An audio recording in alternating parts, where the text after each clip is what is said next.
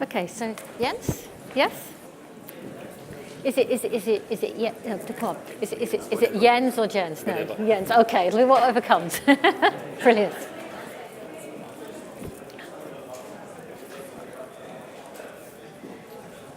Okay, so next up we have Jens Henneberg, who is the EVP and Editorial Director of Bonnier Publications. He's edited many magazines at Bonnier, including Science Illustrated and health lifestyle magazine iForm. His area of expertise is monetising specialist interest content, supported by customer data and content reuse.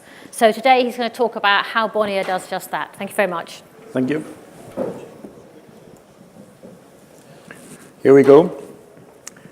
These days we are all chasing rainbows, eager to find ways to improve our revenue streams. Here I will present a more inward look. I will talk about organization, a systematic approach to get the most out of your content, and how to get rid of internal barriers and frictions. Being a Scandinavian, it can hardly be a surprise to anybody that I have a focus on processes and organization. With 4 cases, I will demonstrate how this leads to better monetization of your content. First, a little bit about our content. So we are based in Copenhagen. We have headquarters in Copenhagen. We have a annual revenue in the area about 140 million euros, and we are able to squeeze about 12% out to our owners, the Bonnier family in Stockholm. The Bonnier family operates a media conglomerate with interests in books, televisions, cinemas, movies, and so on. We are a B2C special interest media company. Our main revenue stream is subscription income, even though we of course do have revenue streams from advertising and newsstand sales and so on as well. We have about 15 leading brands in our territory, and we do charge a very high price compared to other markets, roughly a cover price around 10 euros or even more. This is part of the logic, the context that the examples I will present to you later works in. We do have a cross-border operation. Denmark is too small for us in order to have scale to our business. So we have a seamless operation working in Denmark, Norway, Sweden, and Finland, and also a little bit of business in the Netherlands and Belgium as well. This gives us scales. It has always meant that we have to have a focus on planning, discipline, and effective execution. That's part of our DNA. We think more and more of publishing windows. This is not an invention from our side. It's actually the way that the movie and television industry has seen themselves for years. When they invest in expensive TV series or movie or whatever, they have to figure out windows where they can place that content. So an expensive TV series starts in a pay-for-TV channel, then moves to a prime-time TV window, then goes to a niche channel, then goes to the DVD, then goes to the streaming. So they plan carefully from the beginning where to put the content in order to get their investment paid back. I think we need to have the same approach.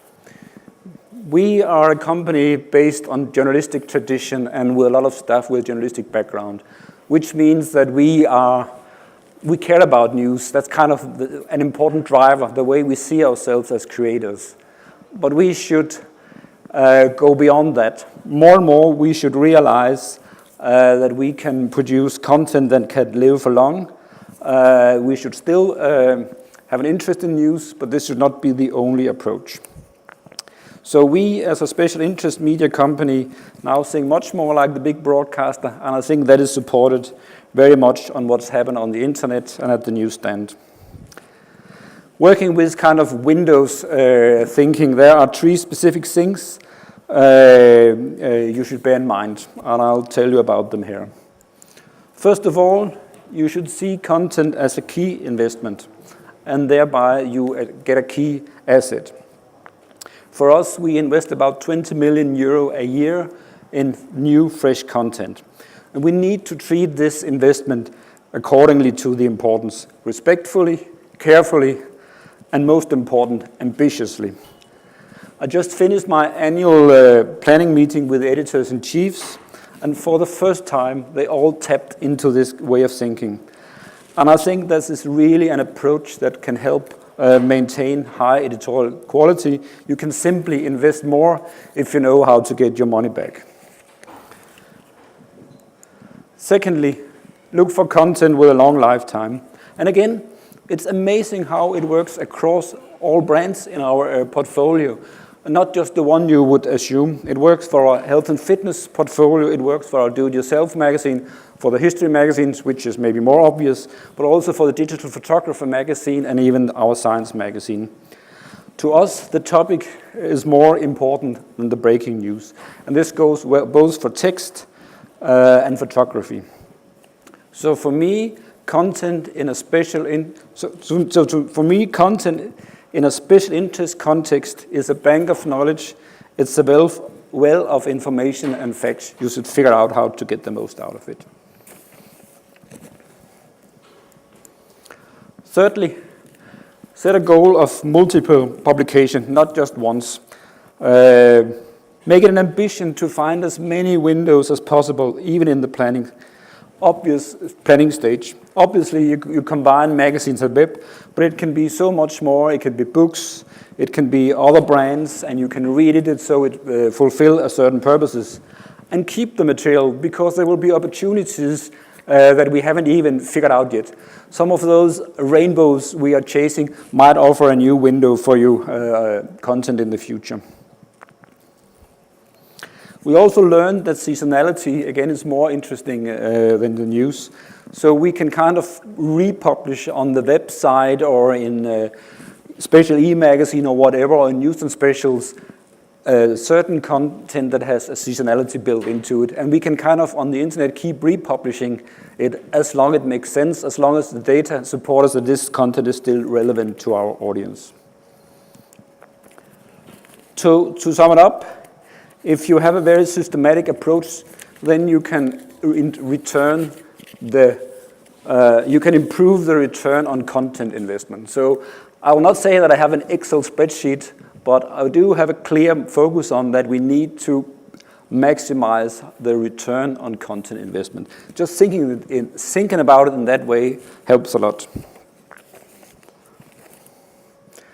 There are 3 essential factors you need to bear in mind if you want to have this better return. First, get the right to the contents. It seems so obviously and so basically, but it's often where people fail. So be tough on rights. Get them without limitation in time and medium or territory. And make sure that every bit of content is tagged with the rights you have. And that they're well documented, saved, and easy to find again. Lower the barriers for reusing the content. And make sure that there's a new mindset in your organization. Republishing is a sport, and it's actually creative words. It's not just copy-paste. And actually, we should stop using the word republishing. There's a smart word out there these days called upcycling. When it comes to furniture, you upcycle, you make a new product. And actually, the definition of upcycling is creative reuse. So we do not recycle our content, we upcycle it. We add a new layer of creativity to the product when we publish it again. So we upcycle. And one practical thing, you need to have an infrastructure that make it easy to get access to your content. Again, pretty basically, but it's a difficult task. So here I'm talking about a modern editorial system that, of course, has to be connected with the other IT systems in your organization. And again, these 3 factors makes publication on all platforms fast, simple, and efficient, not just one time, but several times. Now I'll present you with 4 cases from 3 brands. The first is from our do-it-yourself magazine. Basically, content sells itself. A little bit like the story we heard earlier today from The Economist. This is really a great way to sell subscription to the magazine.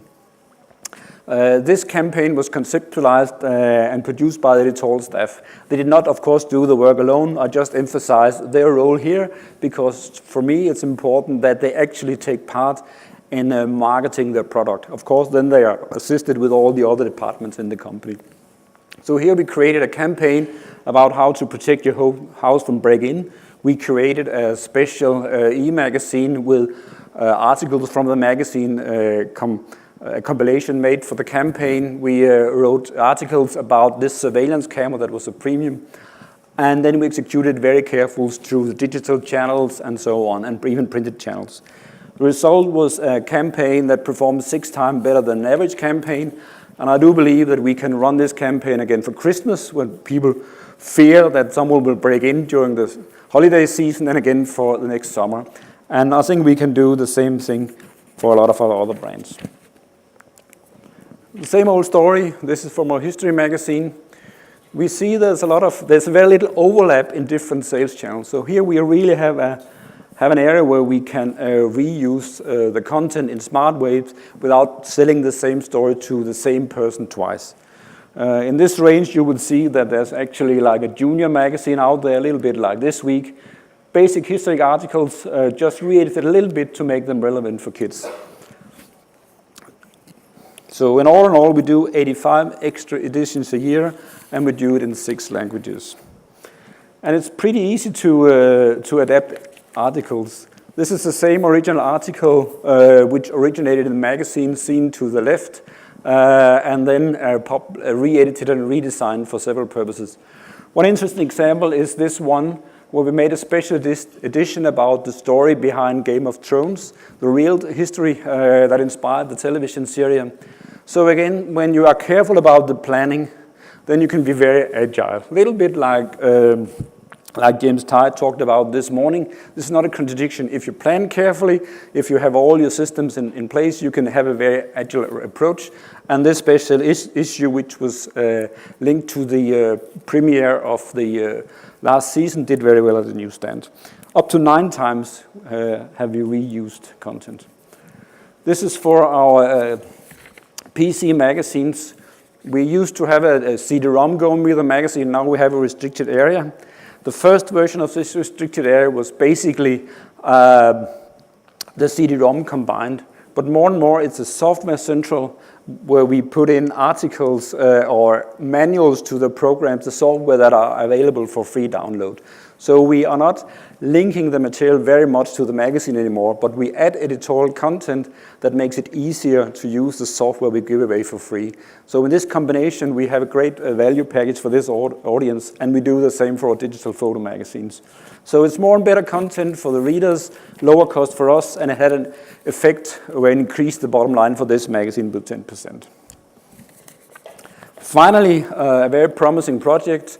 Again, we know there's an interest for paying when it comes to TV documentaries. So now we are planning a streaming services where we combine relevant TV documentaries from our science and history area with content from the magazine. So we link these things together to create a new value package. So we know that there is a willingness to pay for content when it comes to television. This is a rare opportunity, we believe, and we are really investigating into this. I will stress here that 6 departments has worked together on this project. And again, this is an important thing you have to bear in mind. We have to make sure that each department, each employee enter with the same level of skills, the same level of engagement, the same priority to steer after a common goal. So to sum it up, content is a key asset where we should try to maximize the return on our investment. And it can be done in a lot of smart ways. And I think I've shown that in the examples. So to succeed, you need to get rid of the friction in your organization, and you need to have the right tools in place, like a modern editorial system, and in general, lower all the practical barriers to exploit the opportunities of the content. Then a lot of things will happen.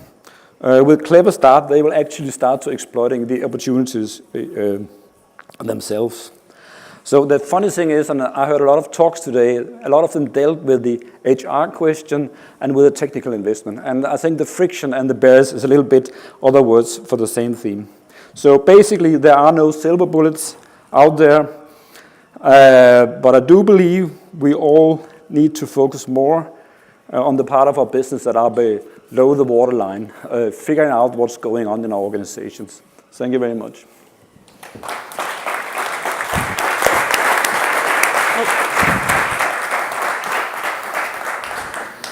So very, very interesting how you're able to reuse content. Upcycle content. Yeah, okay, republish content. So out of the portfolio of magazines, how much of the content is republished or upcycled?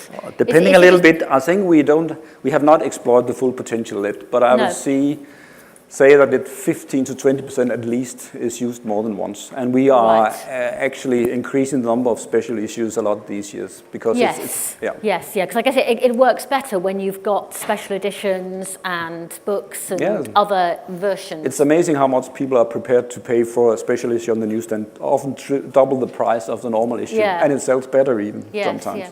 So you talked a little bit about friction and barriers. I mean, how do you get around? Or first of all, what are the barriers, and then how do you get around them? Well, the barriers for journalists is you don't want to work with other people's material. You want to create your own. Okay. So first you have to figure out people who see that editing is a sport, as I said, that they are praised a lot. Yes. And that you realize that it's not a copy-paste job. It's a way about combining building blocks into original new product, like the Game of Thrones special edition. So there is a creative task there as well. Yeah. So and when the money comes rolling in, that helps. So is it often somebody different who is upcycling or republishing the content, the one who originally we made a special department for instance within the science and knowledge area of magazines, and that helped a lot. There was one used to be a managing editor now, she is now editor-in-chief of this special department, creating books, some of them 90% upcycled, some of them 50-50 and so on. But having an editorial team of a very senior editor and a team of young graphic designers and editors, that helps a lot. So it's kind of funny that these young editors are really tapped into this way of work as well. Yeah. Do you have any questions from the floor? Really quiet. Yeah. Come on, somebody's. I'm gonna throw it at somebody random in a minute. You have to ask a question. No? No? Because I think this is really an interesting approach to kind of using content. And so you sort of think at the moment you've probably got about 15-20% that's actually being republished. I mean, how far could you take that? But I mean, already now I touched about this with this new streaming service. When we did the annual planning for the Science magazine this year, we already planned for there will be some major movie releases during 2018. So we have now planned 8 pages articles to support those things. So planning is a lot to do with it. So there's a mindset. We want to make sure that we support this premiere in the magazine. So planning has a lot to do with it. So I think everybody is eager to figure out how we can cross-promote and so on in many different ways. So it really has become a sport in our organization. Yeah, I do like the idea of it being a sport. Any last questions? No. Okay. Thank you very much. That was really, really interesting. Thank you.